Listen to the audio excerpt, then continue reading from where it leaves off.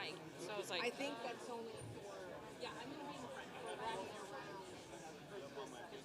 Yeah, for this section. This section is for right? Yeah, exactly. And then this one is more just to the people in the front. But When you have time, no, I may give them a heads no, I mean, up. like everybody's so.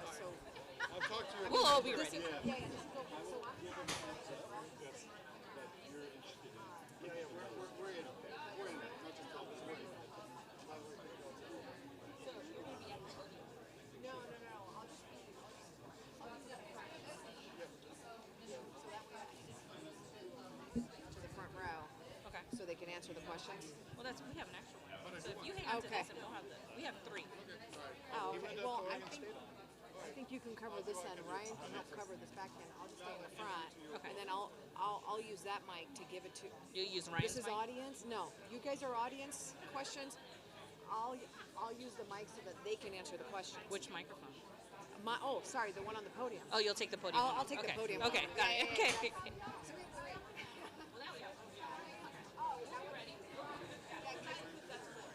Oh, I see.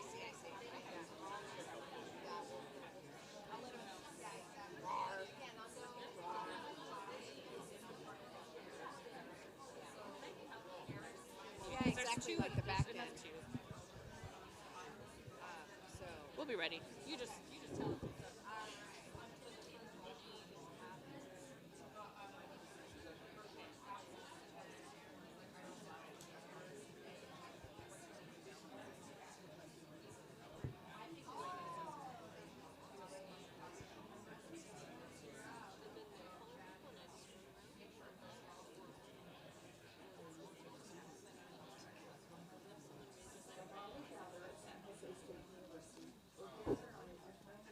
Tribal territory of the Papian Ohlone, who were the direct ancestors of the lineages enrolled in the Moapa Ohlone tribe, and who were missionized into missions Santa Clara, San Jose, and Dolores.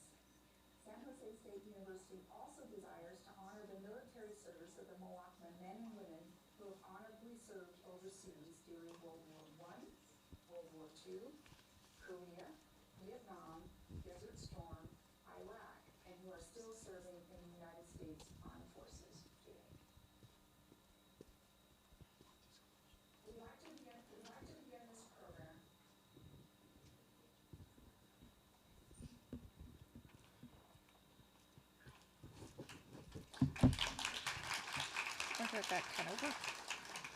Well, good afternoon, everyone. Thank you for being here and taking the time to engage in this important conversation about the financial outlook of our university. I know it's a busy time of year, and I appreciate everyone's presence this afternoon. As I've shared before, one of my key priorities is to build a financially sustainable budget model. As a community, we're all stewards of our resources, and today is an opportunity to share what we know now about our financial outlook. Over the course of my time here at San Jose State, we have continued to create more spaces for transparency, for shared governance, and meaningful engagement. Today's town hall builds on that effort. Our budget summits supplement the Vice President for Finance office hours, our video updates, and the ongoing work of the Budget Advisory Committee, and of course our campus work groups. Our focus is to share information openly and to maintain planning efforts that reflect the priorities of our campus. Thanks to your input and the very difficult decisions we've made, San Jose State is on stronger financial footing. For the first time in 5 years, we've implemented a balanced budget. It's not easy, but we remain focused on student success and growing enrollment with strategic investments into our future. I know that a balanced budget doesn't guarantee a smooth plan forward. The governor's proposed 25-26 budget includes an 8% reduction of CSU to the CSU system, translating to a $25 million potential cut for San Jose State. These state-level decisions have serious consequences, and today we're doing the work to maintain the strongest position possible. The CSU is advocating for full funding, publicly and privately, and I've personally traveled to Sacramento and spoken with state leaders to help make our case. We'll know more during the May revise and the final budget in June, but we can't wait to act. We're all witnessing and experiencing the uncertainty about the financial federal landscape, especially from the executive branch. That situation is fluid, and much of what we're seeing is uncertainty, not yet all direct impact. We're working closely with the Chancellor's Office and our campus government relations, and we'll continue to share facts as they emerge. In fact, you'll hear more from Mark DeLarco specifically about federal impacts from as recent as this weekend. Today's program is designed to walk you through our current situation, including a deeper look into all of our funds. We're seeking your input to inform our strategic decisions so that we remain on strong financial footing. You'll hear from colleagues across campus, from finance, from enrollment, from athletics, from research, and from advancement about our resources, where we're at risk and where we see opportunity. We'll continue to do all we can to diversify our revenue and ensure a long-term, financially sustainable budget model. One internal area of focus is our commitment to people-centered excellence, an initiative rooted in the belief that the everyday tasks should be easier and more responsive to the people who do them. This year, we completed a people-centered planning process, and it was supported by the CSU and Deloitte. Here's what we learned. We have to streamline key administrative functions in ways that work better for our campus community. The next step in our work is grounded in process improvement, not restructuring, process improvement, and guided by the belief that better systems will serve us all better. We've requested CSU support to accelerate the next phase, which is to focus on processes and improving our practices, and we received word today that that initiative will be funded. So today, your questions and advice will continue to guide our planning, and the Budget Advisory Committee remains an essential voice in that process. So I ask you to please stay engaged, ask thoughtful questions, and keep the conversation going in the weeks ahead. Throughout this afternoon, you'll also find prompts and QR codes to submit questions and to share your input. And of course, I encourage you to visit our Budget and Financial Management website, which is updated regularly with new materials and the most current information. Let me close my comments with a reminder of our shared commitment to Transformation 2030. Our strategic plan challenges us to be champions of student success as we evolve and respond to the changes occurring in the world around us. There's a proverb that I often refer to. If you want to go fast, go alone. If you want to go far, go together. Let's keep going together. I thank you all for being here. Now, let's get started. And to do so, I'd like to introduce Interim Vice President for Administration and Finance, Stan Nosek.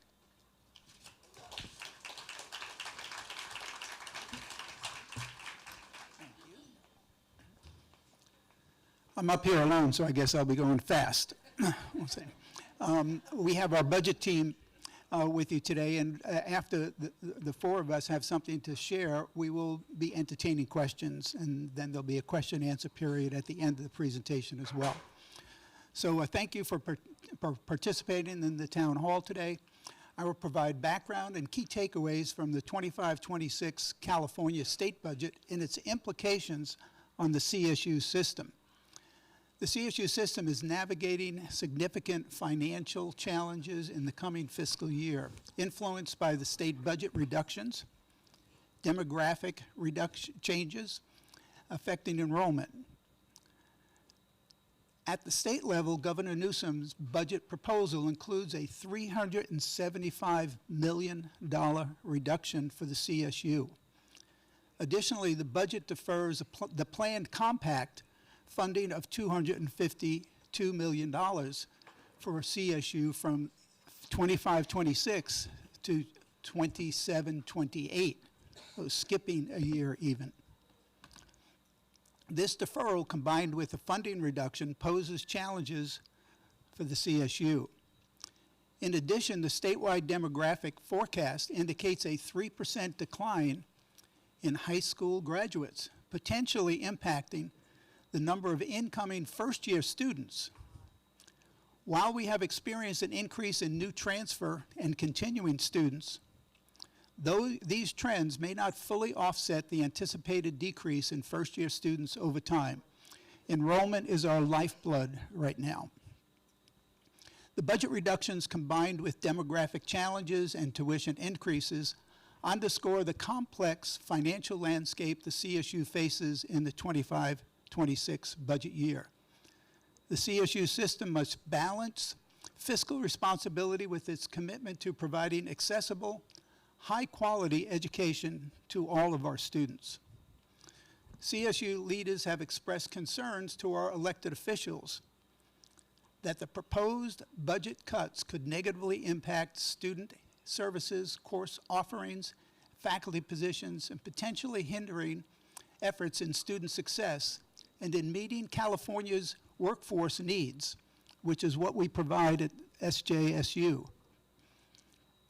They argue that the proposed reductions are disproportionately high compared to cuts in other state sectors, and that such actions could lead to larger class sizes and reduced support services. The Chancellor's Office, administration, faculty, and staff unions, who are helping us with this argument, and the CSU advocates, the CSU advocates are actively engaging with legislators to oppose the proposed budget cuts, emphasizing the potential harm to students and academic programs. The CSU Chancellor's Office has released the 25-26 budget planning guidelines, outlining the financial framework and priorities for the upcoming fiscal year. These guidelines emphasize maintaining CSU's commitment to student success, equity, and institutional excellence. Of importance is the CSU's projected budget reduction of $24.6 million. This reduction of state funding has serious implications for our campus. Later in this presentation, we will discuss the budgetary impacts of this reduction to the campus. Please note that the SSETF, the Student Success Excellence and Technology Fund, and the Student Health Center will be excluded from the campus budget reductions. The budget reduction will focus on the campus operating fund only. The California State budget planning process follows a structured time frame typically occurring in the following sequence, as you can see. In January, the governor presents the proposed budget to the legislature. This proposal is based on revenue estimates, projected expenditures, and policy priorities. Then, beginning in February, the legislature reviews the budget proposal in committees and subcommittees. Lawmakers examine each part of the budget, including the governor's proposals and any adjustments they wish to make. The governor provides an updated budget proposal known as the May revision, which reflects updated revenue forecasts, changes in economic conditions, and any new priorities, which is what we are waiting for now, which is an indication of the changing nature of these budget reductions. After the May revision, the legislature continues to refine various aspects of the budget. They may introduce amendments, negotiate parts of the budget, and hold hearings on specific proposals. The legislature must approve the final budget by June of each year.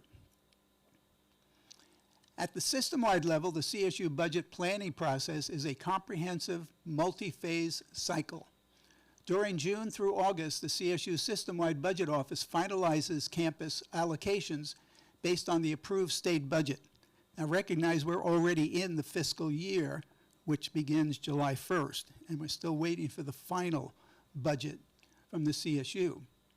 On our campus, the budget follows the state and CSU budget allocations, and the president finalizes the budget as soon as practical after receiving the CSU allocation, typically no later than September.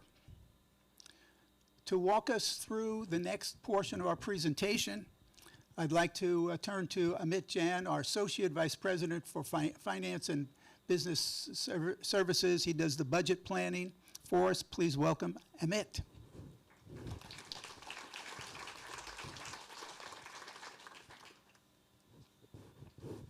Thank you, Stan. Good afternoon, everyone. As Stan just mentioned, we plan to have a balanced budget for 25-26 again. So to provide a perspective, the San Jose State has an all-funds budget of $804 million, of which the operating budget is $482 million.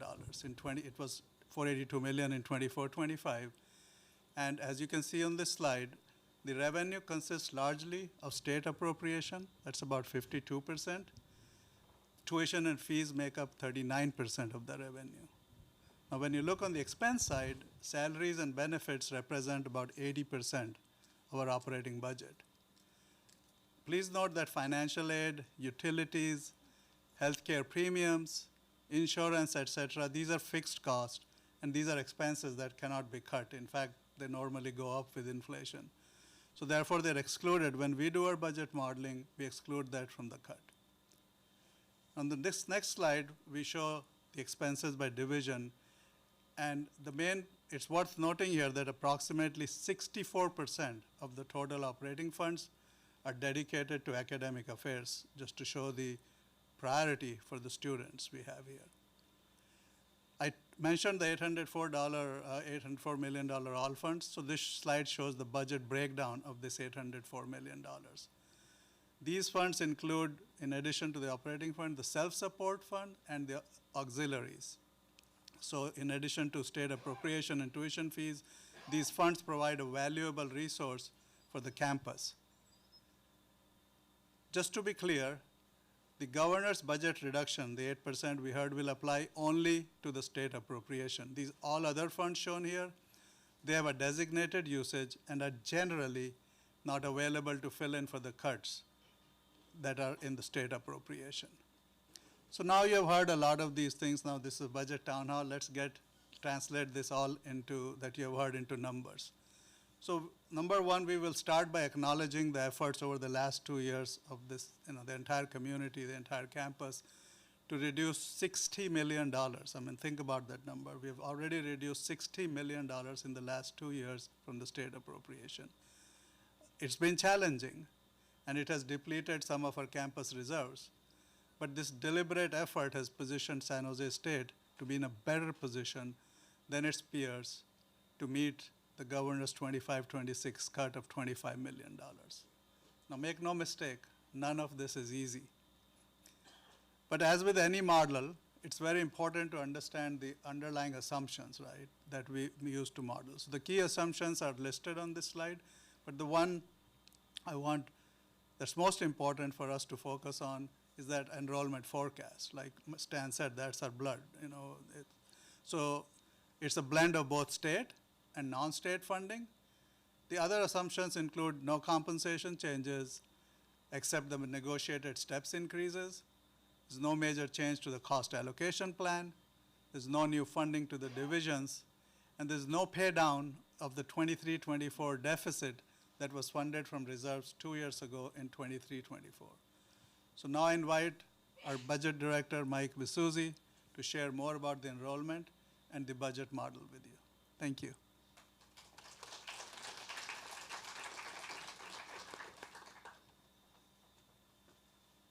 Thank you, Amit. Many familiar faces, so thank you all for being here. Good afternoon. My name is Mike Visuzzi. I'm the Director of Budget Planning here at San Jose State. I'd like to take a deeper dive into our enrollment budget plan for 25-26. SJSU has received 240 reallocated FTES from other CSU campuses that have not met their enrollment targets in recent years.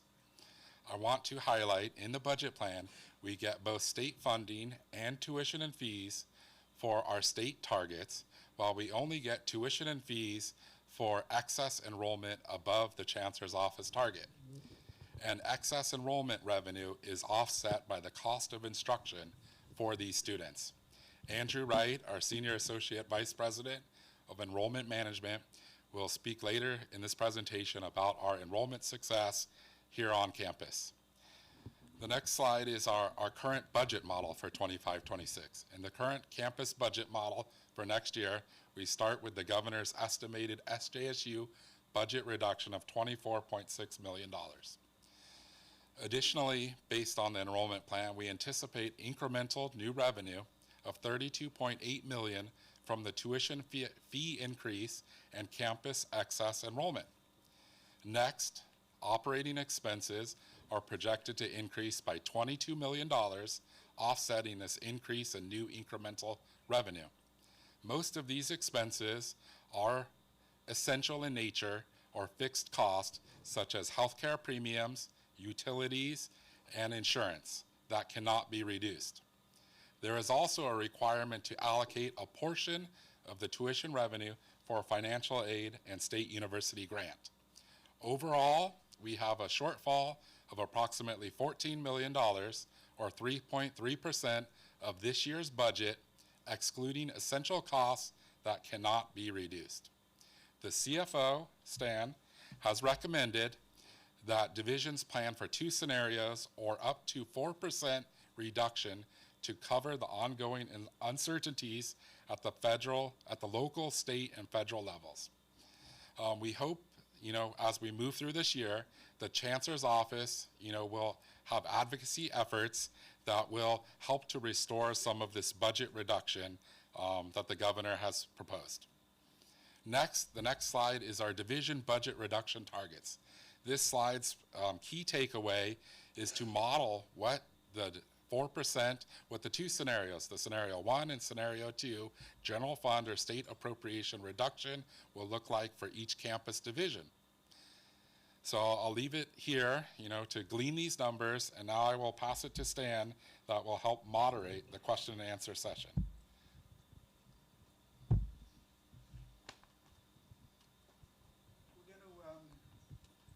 We felt after this part of the presentation, with as much information that's up here, that maybe we could just take a pause and see what questions you have on your mind right now so that we can get to them before we do the rest of the presentation. So anything that we've shared so far that you have a question about, you'd like more detail on or clarification, please let us know. Look for any movement that, like at an auction, if you move your hand, then I call your name, and you'll have to stand up and ask a question.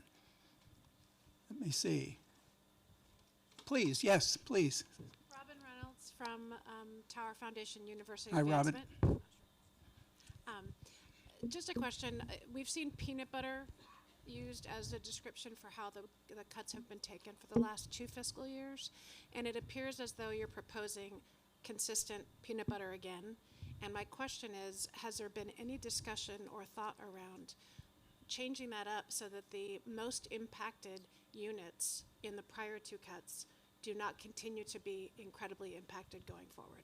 Thank you for the question, Robin. I hope everybody heard it. The question is, we have kind of a spread across the divisions budget reduction planning, so the peanut butter approach. And have we thought about doing anything except that so that we don't negatively impact those areas that have been hit the hardest over the years with budget reductions?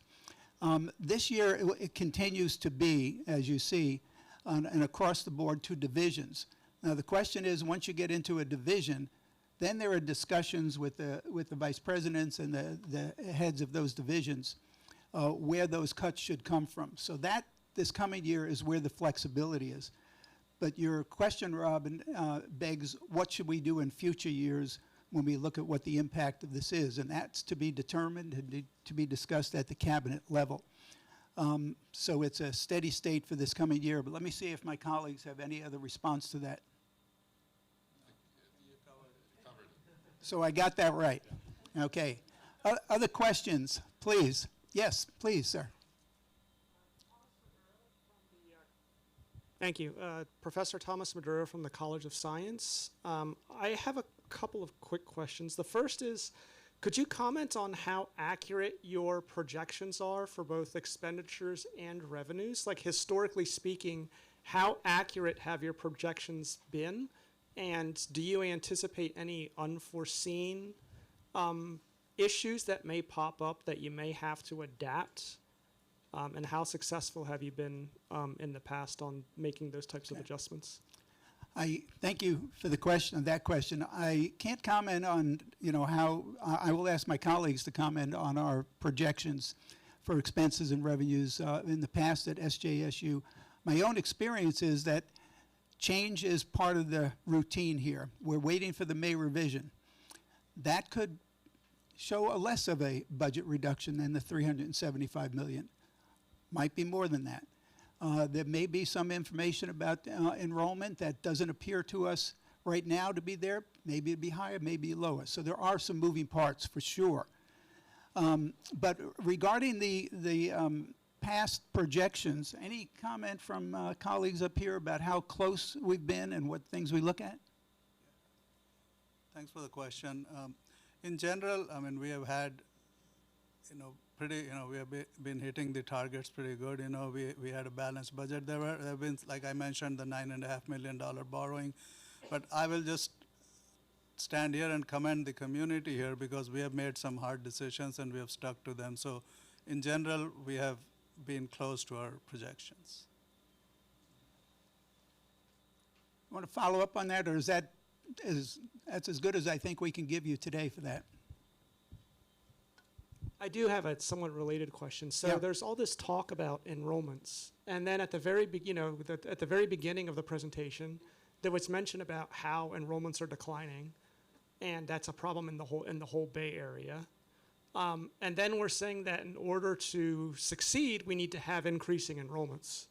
And then I'm also incredibly worried about our international enrollment, especially the fact since we've been having student visas revoked, not just here, but across the entire nation.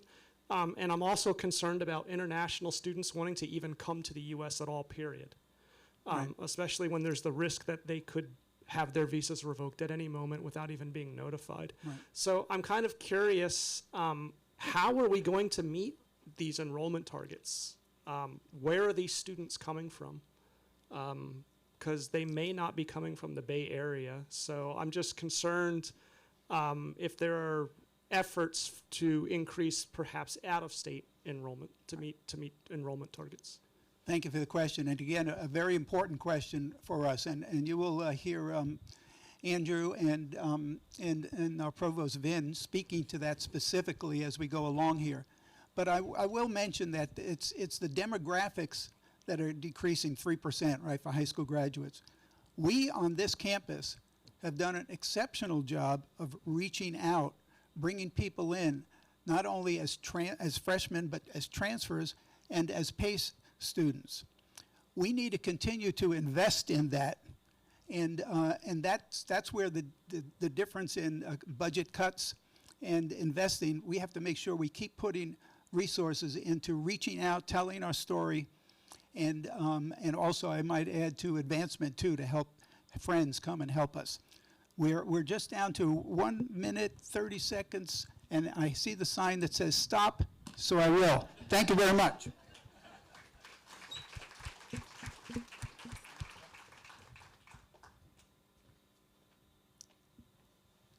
Good afternoon, everyone. My name is Maureen Pasag, Senior Associate Vice President for Financial Services and Budget Management. I'm here to provide a broad overview of our student fees and its governance process at San Jose State. So whenever students enroll into the CSU and throughout their educational career, tuition plus local campus fees and miscellaneous fees are assessed. Fee revenues facilitate our campus's ability to offer programs and services that elevate the student experience and help our university further its mission. So the Campus Fee Advisory Committee, or CFAC, is a shared governance body composed of students, faculty, and administrators that considers proposals for the establishment and or adjustments of student fees and makes recommendations to our president in accordance with CSU student fee policy and authority delegated by our president.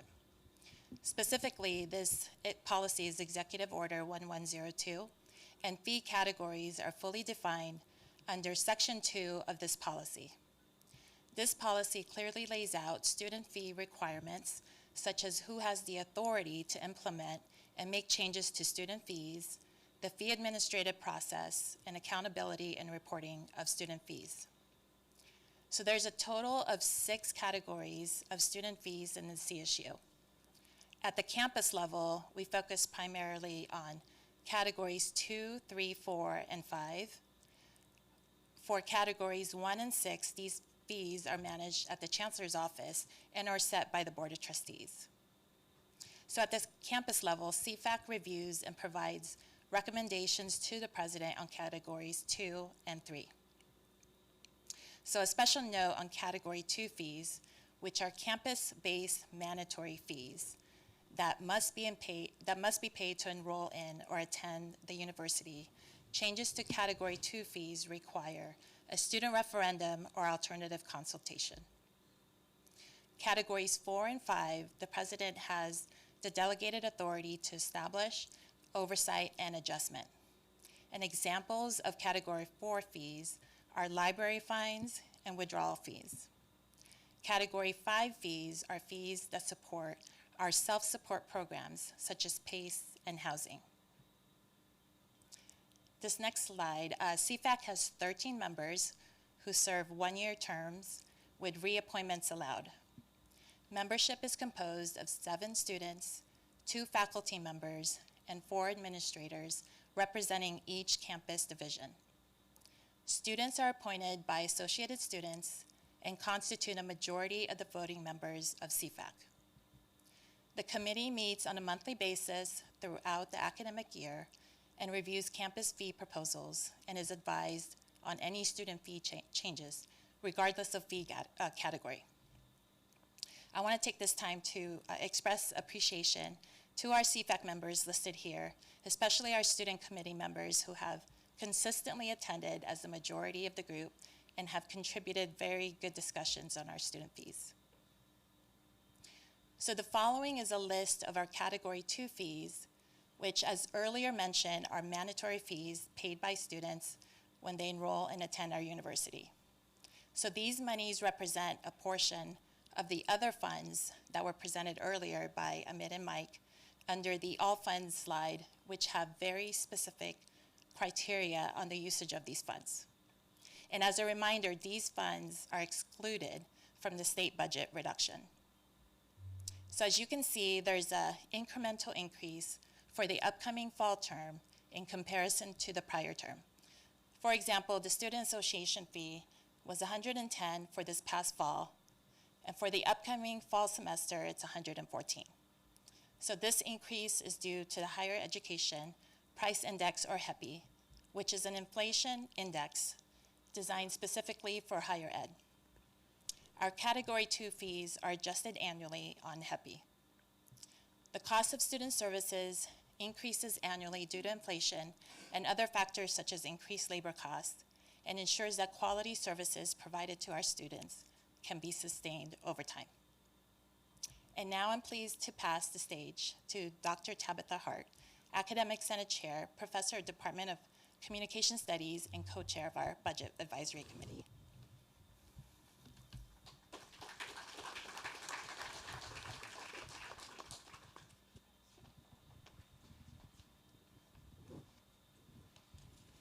Hello, everyone. As Maureen said, I'm a professor in the Department of Communication Studies, and I'm part of the presentation today because, as the current vice chair of our Academic Senate, I serve as the co-chair of a committee called the Budget Advisory Committee, which I also refer to as the BAC. And the other co-chair is our VP of Administration and Finance and Chief Financial Officer, Stan Nosek. The Budget Advisory Committee is a prime example of how our campus puts shared governance ideals into action through our Academic Senate. So I'm sure, as many of you are aware, SJSU's Academic Senate is composed of elected faculty from all SJSU colleges, as well as administrators, emeritus faculty, alumni representatives, students, and, as of next month, staff members. Our it's great news, a big milestone that we've achieved. Our academic senators represent all campus constituencies, and they work together to develop, deliberate, and vote on policies which are then reviewed and approved by our president. Similarly, as an agency of the Senate, the majority of the Budget Advisory Committee members are faculty who serve alongside administrators, student, and staff members. And for the last 2 years, which is how long I've been serving on this committee as the co-chair, the BAC has also included dedicated subject matter experts who have been contributing their very valuable input to the work of the committee. So let me tell you a little bit about what the Budget Advisory Committee is charged to do. It is charged with developing recommendations which are then passed on to the president on the university budget. And these recommendations are written out by the committee in formal memos, and they're submitted to the president twice yearly at the end of the fall and the spring semesters. And you can find the last 3 memos authored by the Budget Advisory Committee, which are published on the campus Budget Updates Communication webpage. And if you haven't already done so, I really encourage you all to look over those memos. In the most recent of those memos, which was submitted to the president in January, and facing, as you are aware, these inevitable prospects of more cuts, the Budget Advisory Committee called for judiciousness and increased consultation. And this was raised a moment ago in some of your questions. While the cuts may be equal from division to division, the Budget Advisory Committee urges that campus leaders adopt an equitable and collaborative approach as they determine how to allocate cuts within their divisions. Some other key recommendations made in the January memo are to continue with the hiring slowdown, particularly of these positions classified as MPP positions, Management Personnel Plan positions, and to include information on the ratio of administrative roles at SJSU relative to staff and faculty roles in all future budget reports, and to track how those ratios compare to other CSU campuses over time. The Budget Advisory Committee also recommended that the SJSU increase the average SFR, or student-faculty ratio, but going along with this, we urge campus leadership to enhance support for all faculty, particularly around the areas of course design and scaling across teaching modalities. And again, you can see all these recommendations in full by reading the memos. So the last thing I would like to leave you all with, and to me this is the most important thing, is a call to action. If you are an SJSU dean, department chair, faculty member, student government leader, or an academic affairs staff member, you will someday soon receive a call asking you to nominate yourself or others to serve on this committee. Please put your names forward, because the only way that shared governance works is through our active participation, and SJSU's Academic Senate really needs you now more than ever. Thank you so much.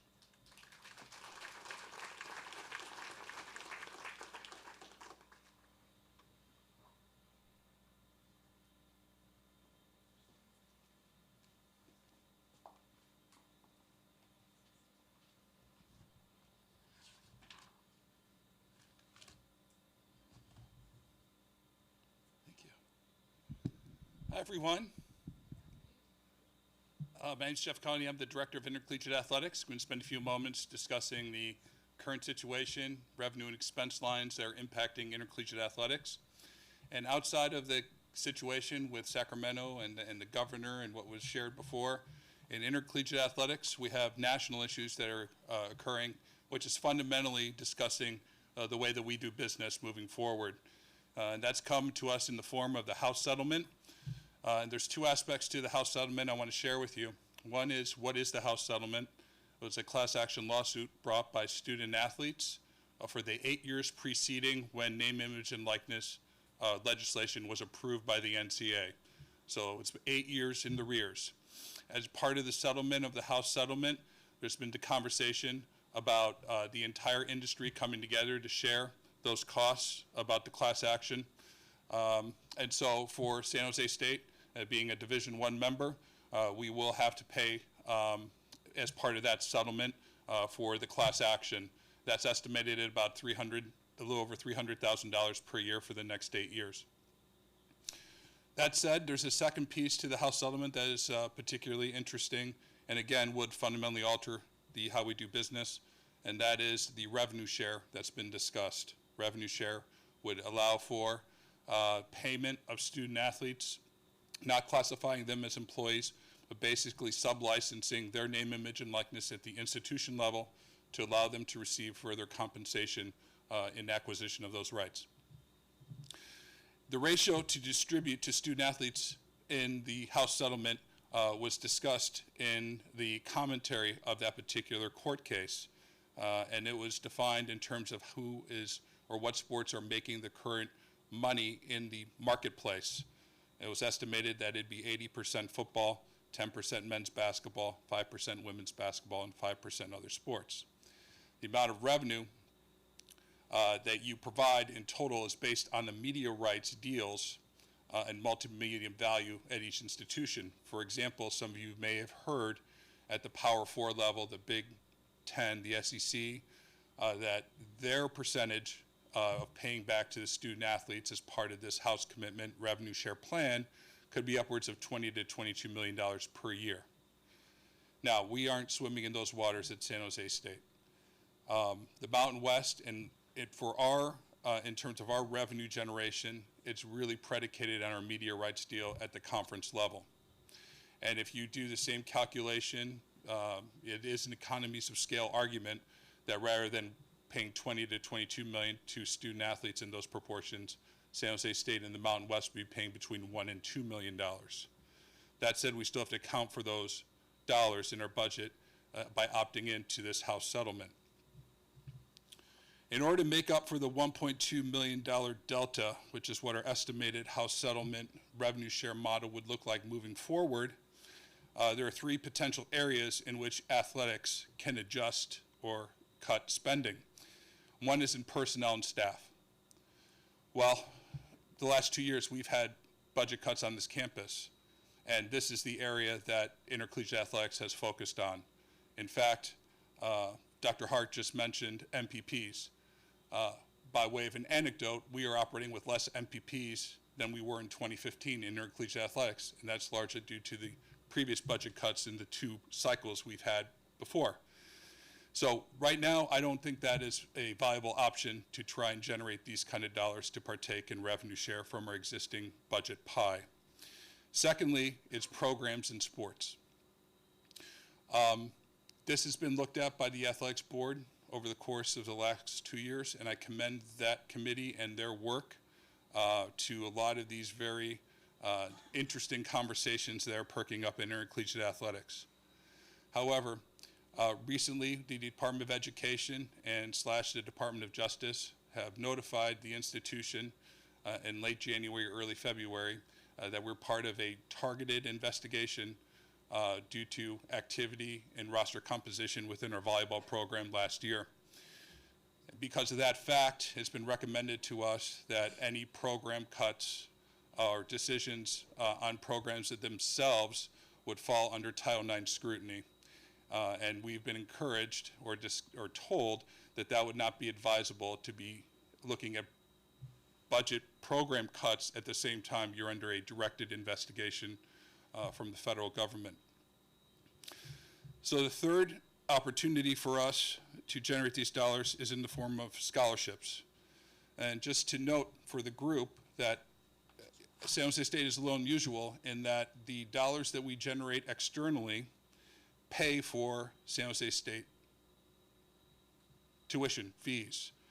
And in a lot of ways, we are the largest consumer of a San Jose State education as an entire organization. This year, our tab is going to be $9.2 million, where we're going to write a check back to the campus for. Now, moving forward, that $9.2 million is likely to become closer to $8 million. This is a plan that we have been working on with the athletic board, and we've categorized 2 different categories within this revenue share concept of reducing the scholarships in this fashion to varsity enhanced and varsity supported. Varsity supported programs will be provided operational and salary support with limited scholarship support. Varsity enhanced programs will receive operational and salary support and will also have the opportunity to take part in the revenue share. The final thing in terms of looking at these things is that because scholarships are one of the prongs in a Title IX review, we want to make sure that whatever we were looking to do in terms of our allocations moving forward would fit within Title IX scrutiny. And for those who don't know, the athletic scholarships as well as the athletic participation numbers need to match the undergraduate representation by gender for the campus community, which currently sits at approximately 52% male, 48% female. After going through this work with the athletics board, you need to be within a 1% safe harbor of those targets, and under this current plan, we are within the 1% safe harbor for varsity enhanced and varsity support.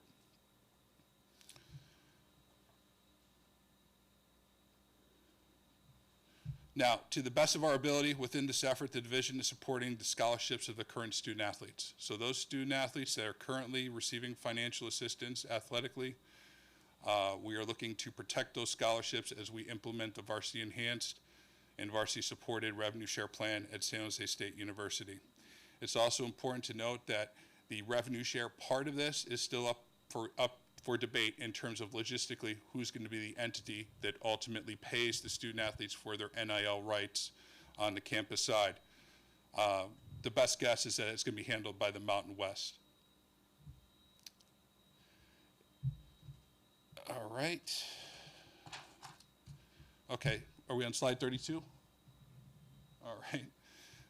Athletics operates with 3 primary fund sources. This is by way of review for the folks here. One is the op fund or the state appropriation.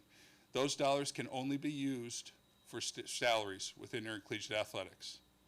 SSETF/IRA is a second funding mechanism for the athletic budget.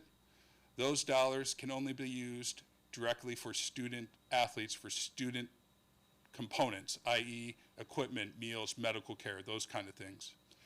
And then the third is the miscellaneous trust. These are externally generated dollars. Miscellaneous trust dollars are generally not restricted unless donors place restrictions on, for example, a particular sport or a particular endowment program. On slide 33, you're going to see the current configuration of the Mountain West schools and their relative budget of how they are operating. And I think you will see where San Jose State is toward the bottom of the Mountain West grid. And so the question on slide 34, as we move forward here, is what is the return on investment, athletic value, institutional value that you can place on this? Anecdotally, I will tell you that there are some of your peer institutions in the CSU that are looking to move up to the FBS level. And why are they risking $5 to $7 million with no guarantees of potentially reaching the Division I FBS mountain? It's because of the return on investment that you can receive in intercollegiate Division I athletics. We estimate between $15 and $20 million of indirect marketing benefits coming to this college campus by virtue of running a Division I operation. You can see that in terms of the 6 million viewers that you had for just 2 football games last year for our department. And you can also see some of the other items, accolades of what you can do from a Division I platform, including the successes, including the visibility, but also including the recognition even locally, being named as the best college sport team for the 2nd year in a row by the Mercury News. That's only the third time we've ever achieved that in the history of that publication. So with all that said, there is a plan for revenue share. It's a plan that we've been working on with the Athletics Board. We begin to marinate that issue with the Budget Athletic Committee. We've talked about it in several different sessions. I'm happy to talk about it a little bit more. It's still not baked because the House settlement hasn't gotten through the final iteration of the legal proceedings. That's earmarked for the next 2 to 3 weeks. So a lot of the intercollegiate athletic business is on hold. But I know somebody who's not on hold, who's always ready and available, and that's our fearless provost, Dr. Vincent Del Casino, who's next up at the podium. I'll be happy to answer your questions later. Thank you.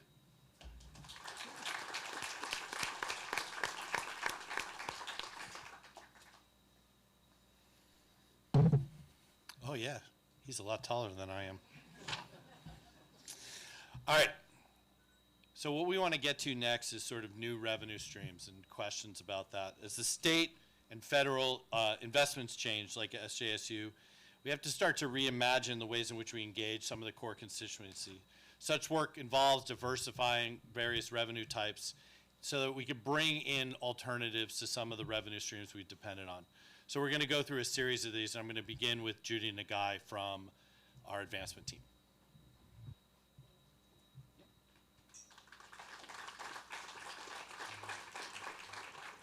Hi, everyone. Thank you so much.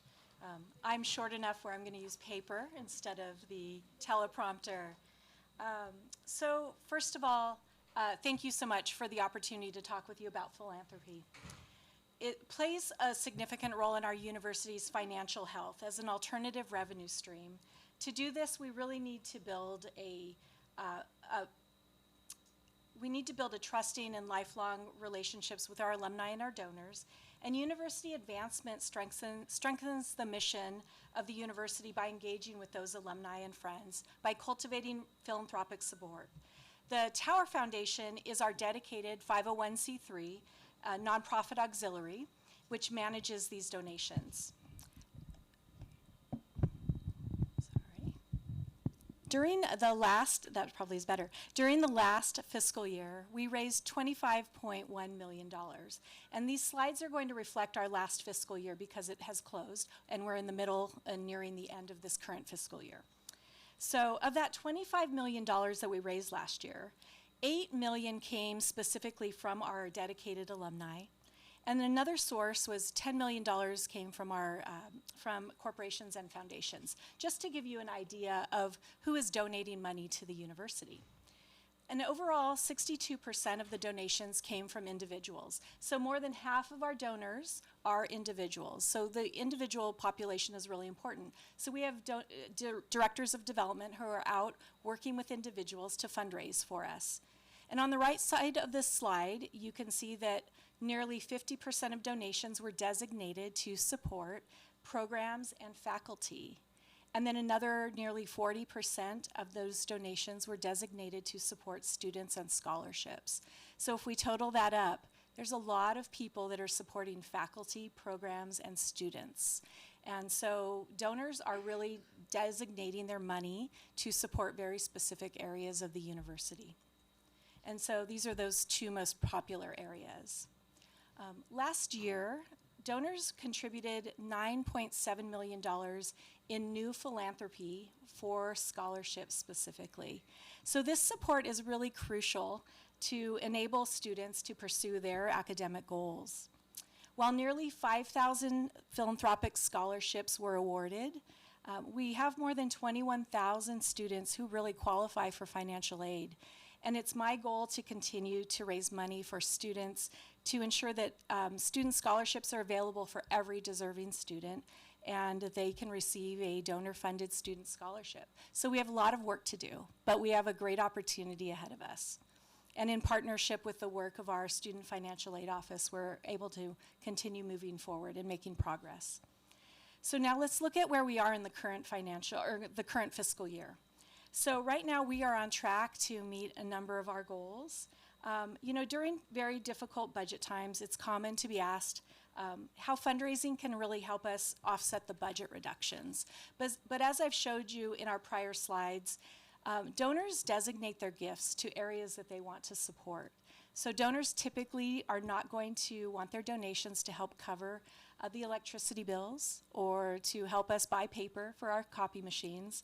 They really want to make a greater impact. And that's our goal, is to talk with donors, to explore with them how they want to make an impact and what they want to support. So if we move on to the next slide, as of today, we have raised $24 million. And year to date, and you might remember on our first slide, last year we closed the year at 25 million, so we're doing really well this year, and we will surpass what we raised last year. And to date, just as an example, 98% of our gifts that we've received are designated or restricted by donors. So that means that only 2% of the gifts that we receive are undesignated or flexible funds. And so those specific purposes include scholarships. Donors are designating their money to go to support academic areas. And so unrestricted money is really uncommon, but the restricted dollars are still really very, very important. Additionally, in the past 10 years, if we look at the giving trends to San Jose State, approximately 60% of donations are cash. So people are literally giving us their cash dollars. And about 40% are future cash donations. So what that means is that it's in the form of multi-year commitments where people are making pledges and they're saying, I'm going to give you $10,000 next year and $10,000 the year after that. And they're also making planned gifts, which means that the donor is planning to leave us an estate gift in their will or in their trust. So this information highlights both the importance of current cash today, but also the need for us to secure donor commitments for the future so that we really have a cycle of gifts both today and tomorrow. So San Jose State's strategic position in Silicon Valley as a hub for AI innovation really opens the doors for substantial support from our corporations and our foundations, but also from individuals who are inspired by the role that San Jose State plays in our region. Well, the Tower Foundation Endowment, and you've heard about endowments in the news a lot if you're paying attention to what's going on in our federal government. The Tower Foundation Endowment is currently valued, as of December, when we close the books in December, it's valued at $217 million. And the endowment provides a very steady and stable source of predictable funding to support many areas of the university. But we're mindful, of course, of the potential challenges that happen, including the volatility of the stock market, the economic instability, and as well the possibility of a recession that we've been talking about for several years now. So donors may choose to hold back their money when they know that there's some financial uncertainty. But we also have, during these interesting times, donors who want to step forward to help us because they know that there's they may be able to take advantage of favorable tax policies, or they want to provide some crucial support during these times of economic uncertainty. So each year, the endowment interest that's distributed to the university is really important. And so over the past 5 years, for example, on this next slide, you'll see our endowment is contributing a significant amount each year. But over the past 5 years, we've contributed more than $30 million to San Jose State from this endowment. So looking ahead at the year 25-26, the upcoming year, we anticipate that our endowment distribution will be about $7.3 million. So that's money coming back to the university from our endowment to the campus. So this is not insignificant at all. It's really important. Again, $30.9 million over the last 5 years. So thanks to the generosity of our donors and the long-term planning from the foundation board of directors, that care deeply about San Jose State and the future, these investments will continue in perpetuity beyond our lifetimes. So to be successful in fundraising, we really need to continue to engage with our alumni and our community members. And through the work of our alumni and community engagement team, we've engaged with more than 3,500 people annually through our different types of events that we host. And this engagement continues to strengthen the ties and foster our ongoing support. And there are really many ways that the San Jose State community, all of you who are here in the room, that can help us strengthen the culture of philanthropy. And without asking for money, we don't expect you to do that. We've got a team that will do that. But what we really need is for you to help us engage with our alumni and friends and our donors. So we need your help to share alumni updates when you're in touch with alumni. We also ask you to invite alums to come in to be speakers in your classroom. And if you serve on a scholarship committee, please make sure to give out as much scholarship money as possible.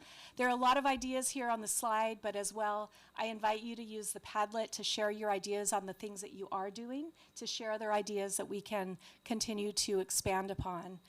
It's really crucial to our success, and we really appreciate all that you do to continue to help us.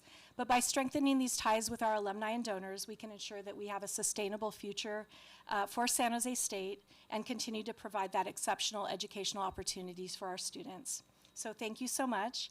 And now I want to provide insight into our enrollment strategies and that intersect with our current budget realities, I'd like to welcome Andrew Wright, our Senior Associate Vice President for Enrollment Management.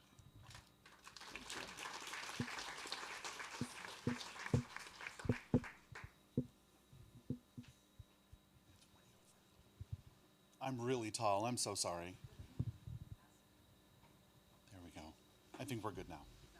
Yes, we are set. Good afternoon, everyone. My name is Andrew Wright, and I am the Senior Associate Vice President of Enrollment Management. Today, I'll be sharing key updates on enrollment trends, reallocation, persistence, financial aid, and what it all means for our campus. We also want to hear from you, though. What makes SJSU stand out to prospective students? At the bottom corner of each of the slide, you'll see a QR code linking to a Padlet where you can share your thoughts and your feedback. The CSU system is continuing its multi-year strategy to address the overall declines in California resident enrollment. As part of this effort, campuses that fell more than 10% or below their 23-24 resident FTES, full-time equivalent student targets, had part of their enrollment reallocated to campuses that performed better, which resulted in additional funding for those campuses. Here at SJSU, we were above our FTES target and received an additional 223 resident FTES for the 24-25 academic year. I'm happy to report that we not only met, but we surpassed our enrollment goal. Looking ahead to, good news. Looking ahead to the 25-26 academic year, the CSU system will not offer the typical 1% growth in FTES allocations. However, thanks to our continued strong performance, SJSU will receive 240 additional resident FTEs, bringing our new campus target to 24,593, and we are well on our way to meeting that goal, considering our re-enrollment campaigns and yield efforts to manage the incoming class. Now let's talk about where we stand currently. As of spring 2025, we are approximately at 105% of our California resident enrollment target. That is a significant accomplishment, especially given the enrollment challenges many campuses across the state are facing. For the 24-25 academic year, as of census, we enrolled 37,719 students across our stateside undergraduate and graduate programs, including SJSU Online and professional and continuing education. This is a tremendous achievement considering the enrollment challenges across the state. Converted into FTES, we concluded the 24-25 academic year with a total of 30,688 FTES, which is a record high for San Jose State. Growth in self-support programs like SJSU Online and in PACE is a key contributor and is helping stabilize our budget. While many CSUs face declines, SJSU is seeing increases in most areas. Thanks to our outstanding efforts of our undergraduate advising and success team, the enrollment management communications team, and many of our campus partners, our average unit load as of census is 12.18, which represents an increase of 0.04 over the prior year, and we've seen record high re-enrollment numbers. Across approximately 92% of fall 2024 students re-enrolled for spring 2025, and 96.1% of our first-year students returned for the spring semester. This is especially significant given that historically it was believed that the larger incoming classes have higher attrition. But with Fall 24 being one of our largest incoming cohorts ever, we've proven that this is not the case. It tells us that students see the value of staying at SJSU, and that is worth celebrating. Similarly to first-year students, we are seeing record re-enrollment for our transfer students in spring 25. A total of 94.6% of new transfers who enrolled in Fall 24 re-enrolled in spring.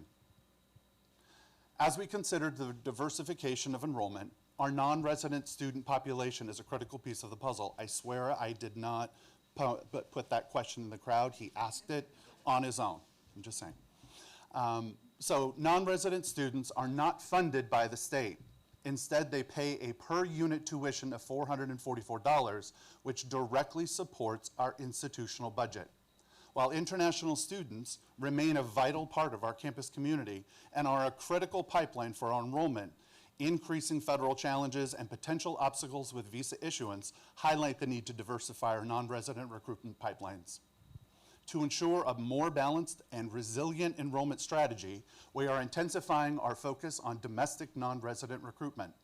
Starting fall 2025, we'll join the Western Undergraduate Exchange, or WUI, offering discounted tuition of 150% of in-state tuition to students from participating Western states, broadening our appeal and reach among out-of-state students. While we work to diversify our enrollment portfolio, a strong portion of our non-resident tuition comes from our international student population. We've streamlined the international admissions process for faster admissions decisions and I-20 processing, ensuring that the student is at the center of our work. As a result, deposits and orientation registration are up 221% among first-year international students, representing 93 students year over year, and 76% among transfers, which is 63 more year over year. While we remain cautious due to federal policy uncertainties, early signs are promising. Now let's shift our focus to our financial aid and scholarships portfolio. As Judy mentioned, we are doing excellent work with private scholarships and have significant additional aid available to ensure our students receive ample support. In the 23-24 academic year, we dispersed $13.3 million in scholarships. Looking ahead, we are on track to exceed that amount for the 24-25 year with over $14.4 million awarded.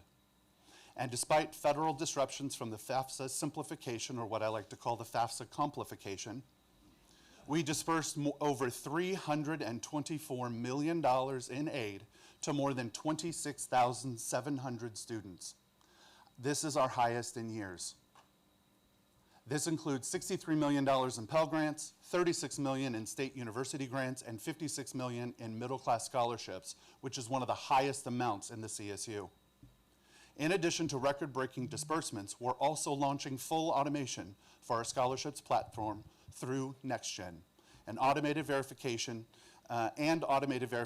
with Ellucian to make the process faster and more streamlined and more student-friendly. So I want to have a huge thanks to our financial aid and scholarships team for their extraordinary work.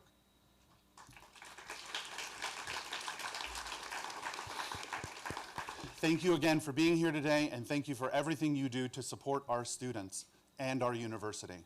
If you haven't done so already, please be sure to fill out the Padlet with what makes SJSU stand out to prospective students.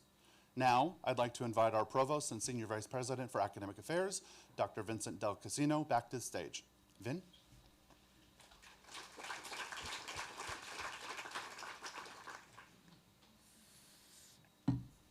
All right.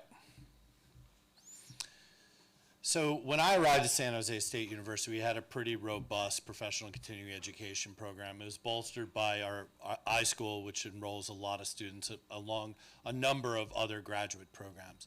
What we've done in the last 6 years is we've invested heavily in expanding the infrastructure and the growth of SJSU Online, targeting undergraduates to diversify a pipeline has been really critically important. And so what you see as a result of that is that our enrollments have gone up, and the total head count has gone up in the last 2 years by 18 and then by 23%.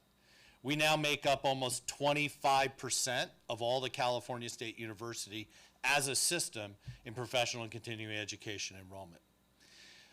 One could even argue that the model for pricing and so forth is much more transparent to students who pay per unit, and it's a very simple way for people to engage in where they're going. In fact, our data show that many of the graduate students actually are part-time, right? And so part-time tuition works a lot better in professional and continuing education where in-state and out-of-state rates are flat and a per unit price works well.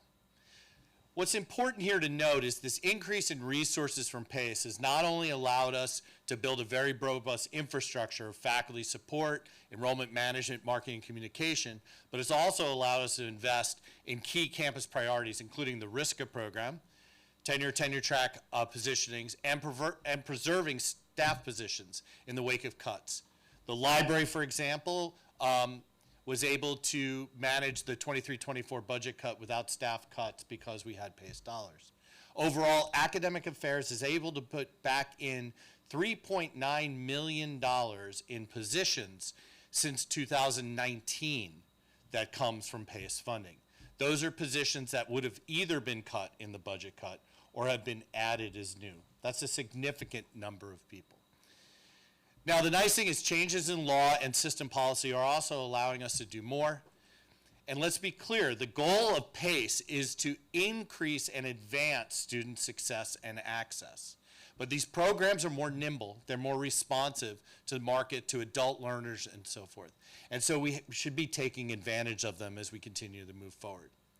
The new budget model, which now lets us flow PACE dollars to colleges the same rate for all our programs, is going to allow us to further invest in things that we want to do.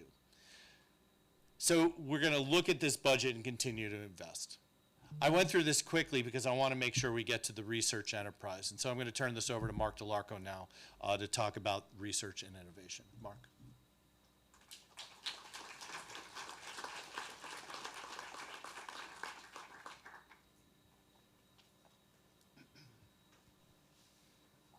Thank you, Vin. Good afternoon, everybody. There's no way to sugarcoat it. SJSU, like all higher education institutions, is facing some serious challenges with regard to federal funding for research. There are three types of issues that have affected us directly so far. First, we've had 12 grants canceled by the sponsoring agencies, leading to a loss of about $2.2 million of committed funding and significantly damaging some members of our community's ability to continue the work that they're doing. Second, we're being asked by some agencies to certify that our awarded grants don't run afoul of presidential executive orders. We follow all laws, of course, but the challenge is that the interpretation of those laws is changing at the federal level. Third, two agencies so far, the National Institutes of Health and the Department of Energy, have declared that they are reducing the rate of facilities and administration reimbursements to 15% compared to our current rate of 46.5%. If these reductions stand, our ability to support research activities will be substantially reduced. Now, there are some mitigating factors that may help. First, we have been collaborating with the CSU Office of General Counsel to support legal actions that are being undertaken by the California Attorney General's Office on our behalf.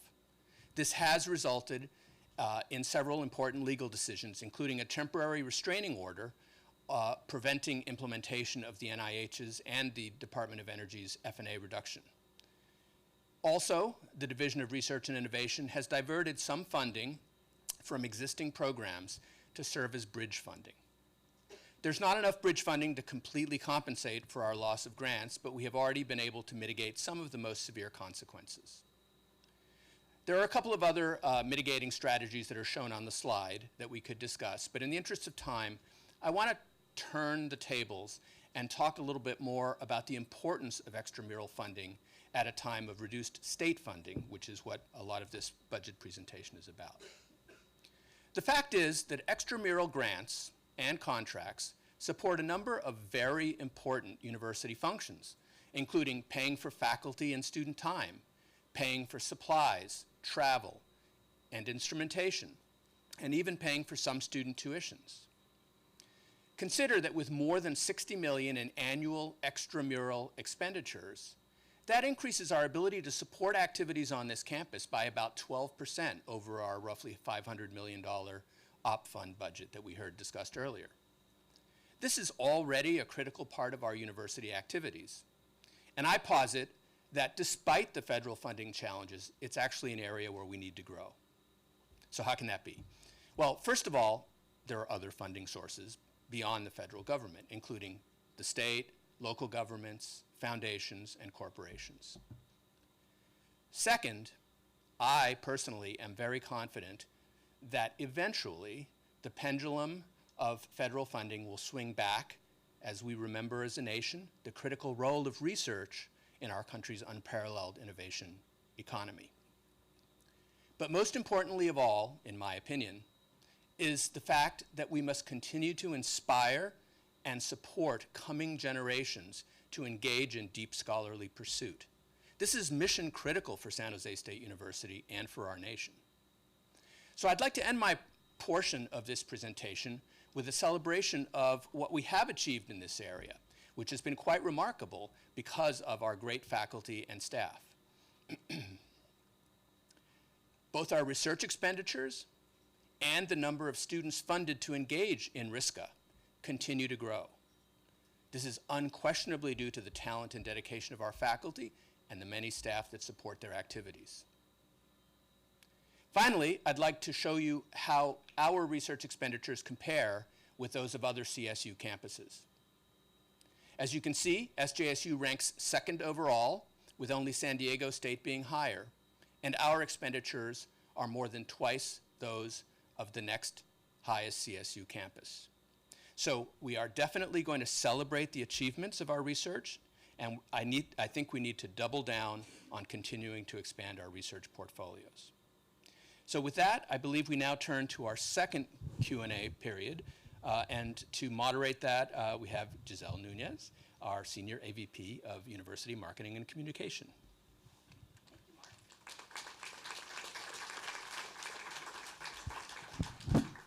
Thank you so much, Mark. Okay, so we have about 10 minutes left. And again, thank you so much for submitting questions in advance through the RSVP form and also through Padlet. We will be answering those questions in writing in the next few days, and we'll let the campus know when they're available. But in the meantime, and before the president closes out the budget town hall today, we want to take your questions live and invite some of the folks that have presented to help us answer those questions. So we have mics, Ryan's back there, and I think Christine's back here with mics. Anybody, or here. Please, who wants to ask the first question? All right, we have a gentleman right here in the middle. Yes, please. Yeah, so like earlier, there was in the budget presentation, they talked about expenses that can't be negotiated, which are really nice because you don't have to worry about those.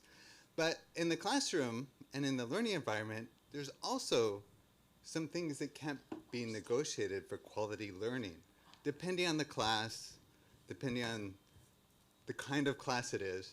And those things are known well by the instructors, but once you get above the department, they become invisible. And I noticed those things, I can't see them being taken into account. Maybe this goes a little bit with the peanut butter observation, because I'm sure there's similar things that happen in some of the non-academic scenarios. And I'm just wondering that the Senate Budget Committee, that's very cool that we have that channel for advising. But again, it's a very high-level channel.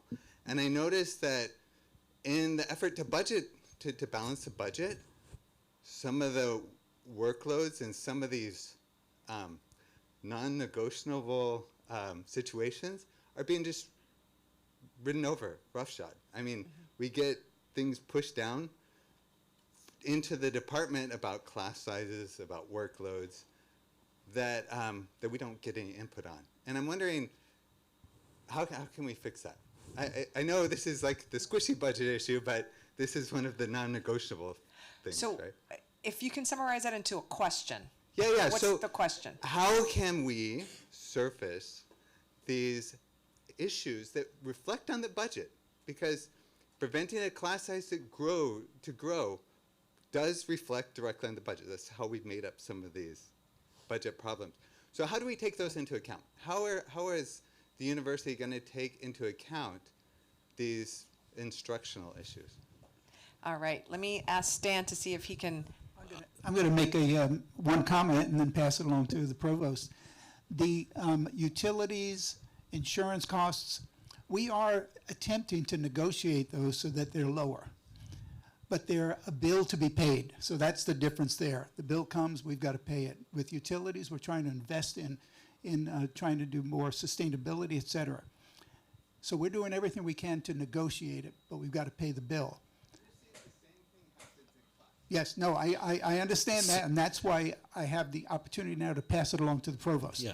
So also to be clear, there's certain legislative rules on student fees that don't make them cuttable in the way, unfortunately, I don't know if that's the right word. We can't take those things in that way. So they sit outside that base. To your point about the things that account for success in the classroom and other things like that, it is a challenge to do because we have $9 million less in the division. And there are only so many levers that we have to affect those. And we've actually tried, as I pointed out, to underwrite a bunch of things. In fact, the 23-24 budget cut for the division, half of it was absorbed centrally and only half of it was in the colleges to do what you're talking about. That being said, we've had rising student-faculty ratio, although not to the highest levels we've ever had. But sometimes what happens is that gets taken out differentially locally in the places it's easier to add students.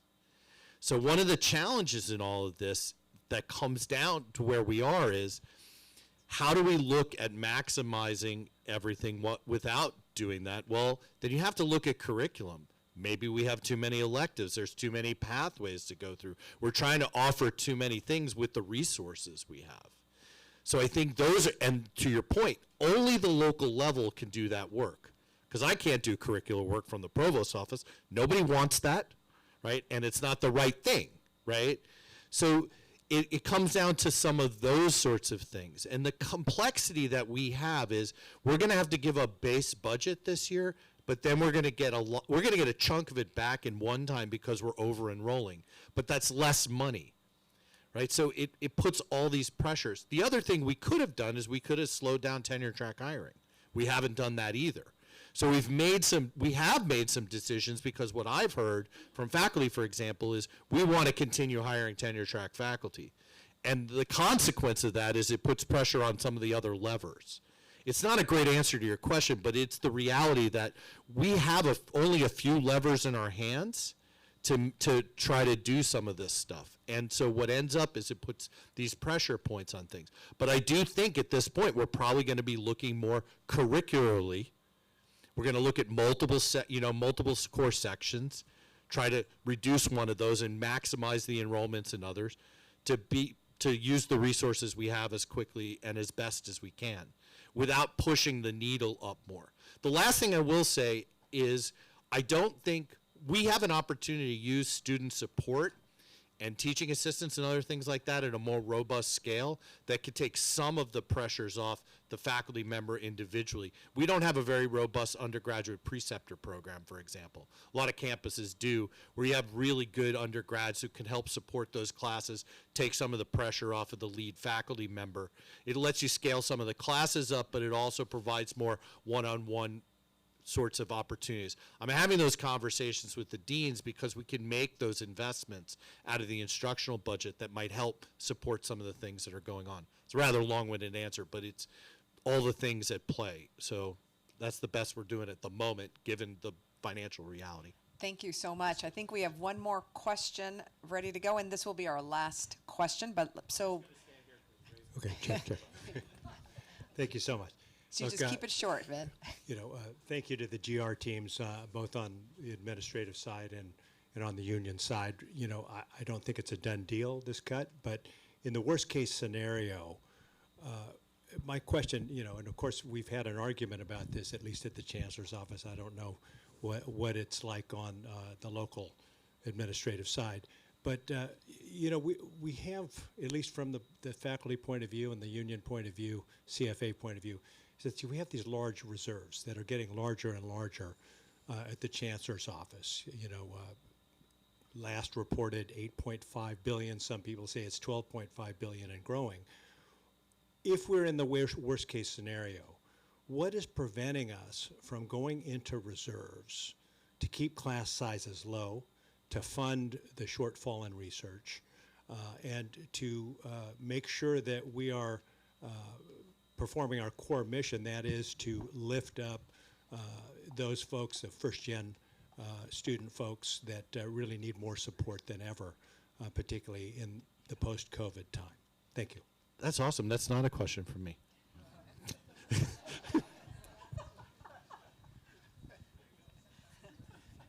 Well, you have received, I think, information over the years of what the Chancellor's Office is indicating those reserves are for.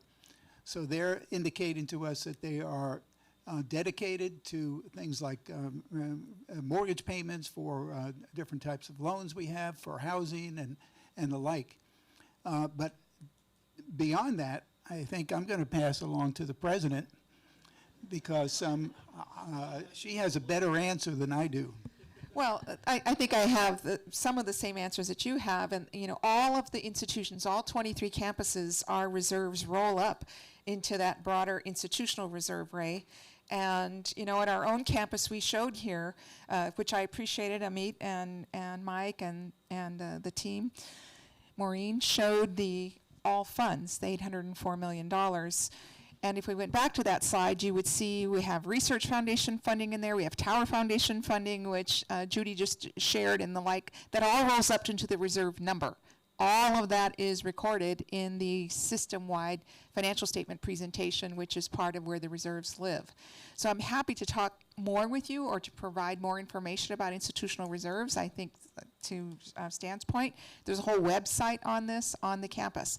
Where we can, what you heard from the provost and what you've seen from the leadership team is shifting where we can or finding other ways to diversify our income streams through some of those alternative revenue sources that are helping us to offset what is really a treacherous situation. So thank you for the question, and like I said, I'm happy to talk more with you afterwards in more details. Let me close this up by saying a few things.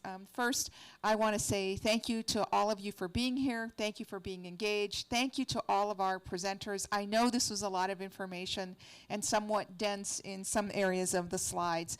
The slides will be available, but I have just a couple of things that I want you to think about. We showed you all of our revenues. There were no secrets there in where our funds are coming from, on all funds. I know there's questions here about some specifics on fees or philanthropy or research dollars, but that's it. Those are all of our revenues. We shared with you what we know about all of our expenditures, and we tried to make that clear where we have the opportunity to dial knobs or manage levers.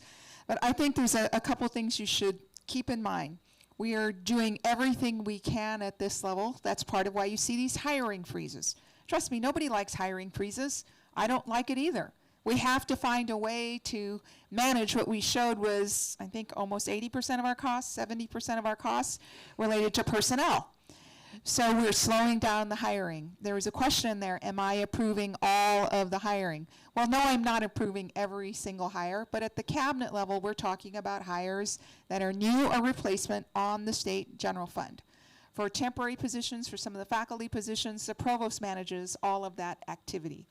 But new expenditures like replacement positions or new positions are being reviewed, especially MPPs. Senator Hart talked about the MPP look. So we are looking at all of our labor expenses. So what I'd say to you for a couple of call to actions. You heard one about shared governance. The Budget Advisory Committee actually, in all of their meetings, do very deep dives into divisional areas, and they're looking at multiple line items within each of those operating budgets. The same sort of thing we did here, they do by division. So that deeper dive is happening at the Budget Advisory Committee. That is an important committee. And as the senator mentioned, we'll, in the next month or so, be doing a call for members on that. So when you hear that call, please respond. My other call for you is, you heard from all of us. You saw the slide that showed the two scenarios, the 3.3 and the 4%. These are conversations that are going to occur at the cabinet level as the situation settles out on the state funds, whatever that state operating, whatever May revise shows us, and then what we get in June. We will figure that out within those scenarios. Perhaps we'll be to the good, and some of the budget cuts will not occur at the level that we are expecting from the state. Maybe they will, maybe they won't. We don't know yet. What we do know is we have a lot of uncertainty on the federal side. Mark showed us quite a bit of that information. You heard from Andrew, the largest amount we've ever issued in aid. A significant part of that is from the federal government. In Pell distribution, he outlined the middle scholars and the scholarships that Judy outlined as well. But we have a big chunk of funding that we have to ask ourselves, what happens if the federal Pell falls out? I don't think that's going to happen, but we have to be thinking about that in the worst of the worst case scenarios. So I ask you to have some of these conversations in your own departments. You see the two scenarios, 3.3% and 4%. If you're talking to some of your colleagues at other campuses, they may be talking about even deeper cuts. Maybe we should be talking about even deeper cuts, but we still believe that we are on the upside of the enrollment trajectory. Andrew gave you incredible detail on the presentation, and not only that, on the retention and persistence that you would not find at other places in California. You'd have to look to Ivy Leagues to see a 96.1% retention or persistence from fall to spring in first-year students. Those things are just remarkable and should have had a much larger round of applause earlier in the presentation. So I'm just going to call it out that those numbers, when you look at those slides, are extraordinary. You heard from almost every cabinet member today who has a responsibility for funding. Invite them to your department meetings. They're willing to talk to you about the work that they're doing. They're willing to take your input. They're willing to share with you what's happening under the hood. I ask you all to participate in that call.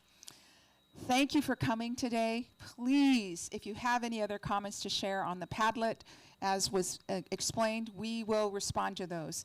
As we hear more information, and I know the level of anxiety that some of the changes that Mark was referencing impact are on us. We know what the impact is on our international students. We know what the impact is on our international faculty and staff. I ask you all to remember that we are a community of care, to support each other, and to remember that we're all working together in the same direction to provide the best experience possible at San Jose State University. Thank you so much for being here today, and I look forward to seeing you on campus.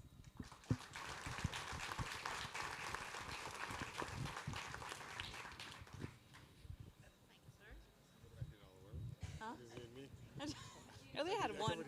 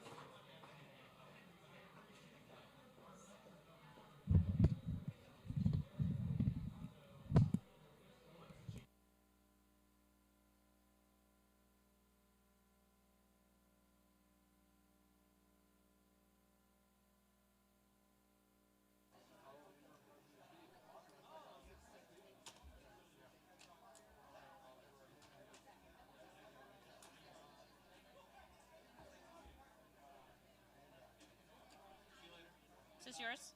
I didn't do anything. Oh, that's why. That's why I was like, why are they looking at the screen? Because this covered, because this is where the slideshow. Yeah. And so it was covered. It's okay. I also don't know why Jeff wasn't using the teleprompter too. That'll be a question for another Standard. day. Well, but then he. Okay, I was like,